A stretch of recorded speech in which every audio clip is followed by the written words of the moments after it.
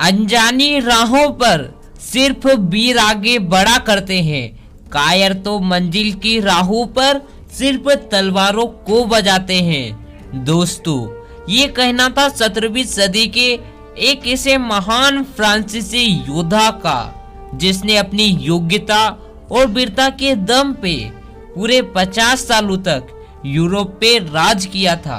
दोस्तों, आज हम बात करने वाले हैं फ्रांस के एक ऐसे महान योद्धा नेपोलियन बोनापार्ट के बारे में, जिसे हम इतिहास के पन्नों पर संसार के महान विजेता और एक अच्छे सेनापति के रूप में जानते हैं। दोस्तों, नेपोलियन बोनापार्ट का जन्म 15 अगस्त 1789 को अजासिया नाम की एक जगह पर हुआ था, जिसके पिता का नाम कार्ल बोनापार्ट था और माता का नाम लिटिया जियस था।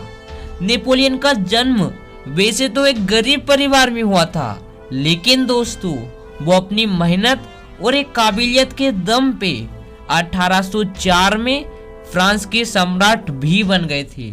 दोस्तों, नेपोलियन अपने निडर साहस और एक बेहतरीन रणनीति की मदद से उन्होंने फ्रांस को कई विदेशी दुश्मनों से भी सुरक्षित बचाया था। नेपोलियन मात्र 22 साल की उम्र में फ्रांस ऑफ इटली आर्मी के कमांडर बना दिए गए थे। इसके बाद उन्हें इटली को जीतने का आदेश दिया गया था, क्योंकि दोस्तों उस समय इटली को कोई भी नहीं जीत पाया था, क्योंकि अगर उस समय इटली की कोई रक्षा करता था तो अल्पांस पर्वत की इतनी खतरनाक चोटियां, जिसे उस समय सैनिकों के साथ किसी का पार करना लगभग असंभव माना जाता था। लेकिन दोस्तों, नेपोलियन को जोखिम भरे काम करने में अच्छा लगता था। जब नेपोलियन युद्ध के लिए अपने सैनिकों के साथ निकले थे तो उन्हें रास्ते में एक बुजुर्ग महिला मिली थी, जिसने नेपोलियन को कहा था कि आप अपनी सेना लेकर वापस लौट जाओ, क्योंकि जिसने भी आज तक अल्पांस को पार करने की कोशिश की है वो कभी भी जिंदा लौट के नहीं आया है। इस बात को सुनने के बाद नेपोलियन अपने गले के अंदर से एक कीमती हीरो की माला निकालकर उस बुरी महिला को दे देते हैं और मुस्कुराते हुए कहते हैं, मुझे जोखिम भरे काम करने में अच्छा लगता है। इसके बाद नेपोलियन ने कुछ ही समय में अपनी वीरता के साथ 1804 में पूरे इटली को जीत लिया था और उसे अपने फ्रांस सम्राट में मिला लिया। जब नेपोलियन पूरे इटली को जीतने के बाद अपने सैनिकों के साथ वापस लौटे थे तो फ्रांस की जनता नेपोलियन की इस वीरता को देखते हुए नेपोलियन को 1804 में फ्रांस का सम्राट घोषित कर दिया था। दोस्तों, अगर इतने महान व्यक्ति की मौत की बात करें तो उनकी मौत का कारण था उनकी जिंदगी में हुई एक छोटी सी गलती, जिसने इतने बड़े साम्राज्य को कुछ ही समय में नष्ट कर दिया।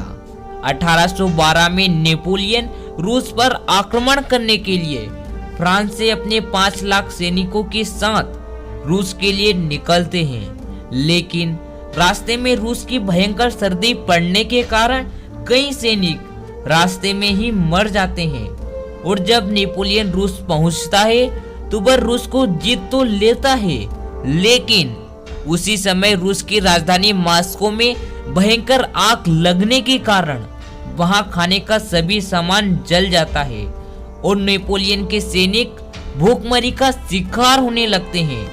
खाने पीने की कमी होने के कारण वो बहुत परेशान हो जाते हैं।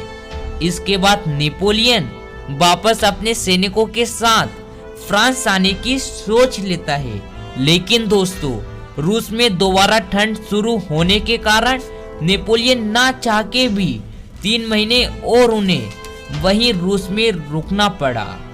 और जब नेपोलियन अपने सैनिकों के साथ वापस आ रहा था तो थकान और भूखमरी के कारण बहुत सारे सैनिक मर गए। नेपोलियन की सैनिक का बर्बादी का अंदाजा आप इस बात से लगा सकते हो कि जब नेपोलियन फ्रांस से गया था तब उसके साथ 5 लाख सैनिक गए थे, लेकिन दोस्तों जब वो वापस लौट के आया तो उसके साथ मात्र 1 लाख सैनिक ही बचे थे। बाकी सैनिक भूखमरी और ठंड की वजह से मर गए थे। नेपोलियन जब फ्रांस पहुंचा तो उसने देखा कि इतने दिनों उसके बाहर रहने के कारण उसकी सरकार बहुत कमजोर हो गई है और उसके पड़ोसी देश उससे कई गुना ज्यादा ताकतवर हो गए हैं, जिसे वो अपनी छोटी सेना के साथ नहीं हरा सकता। फिर इसके बाद होता है एक ऐसा युद्ध जिसके बारे में हमने नहीं सोचा था, 1818 वाटर ऑफ वाटरलू का युद्ध। इसमें सभी पड़ोसी देश की सेना मिलके 18वीं सदी के सबसे महान योद्धा नेपोलियन बोनापार्ट को बंदी बना लेती है और उसे बंदी बनाकर पास के सेंटिनेंट आइलैंड में जाके रखा जाता है, जहां दोस्तों 6 सालों के बाद 5 मई 1821 को 51 साल की उम्र में नेपोलियन बोनापार्ट की डेथ हो जाती है। इस प्रकार 18वीं सदी की सबसे महान योद्धा नेपोलियन बोनापार्ट अपना नाम सदियों से इतिहास के पन्नों पे छपा के चले जाते हैं। उनका कद छोटा होने के कारण लोग उसे लिटिल कार्ल भी कहते थे, लेकिन दोस्तों उन्होंने अपने बुलंद हौसलों से जिस ऊंचाई को छुआ है वहां तक पहुंचना आज भी किसी महान योद्धा के लिए आम बात नहीं है। अगर आपको हमारे वीडियो अच्छे लगा करते हैं तो हमारे वीडियो को लाइक कर देना, क्योंकि मैं आपको आगे से वीडियो देते रहता हूँ। जल्दी मिलते हैं नई वीडियो के साथ।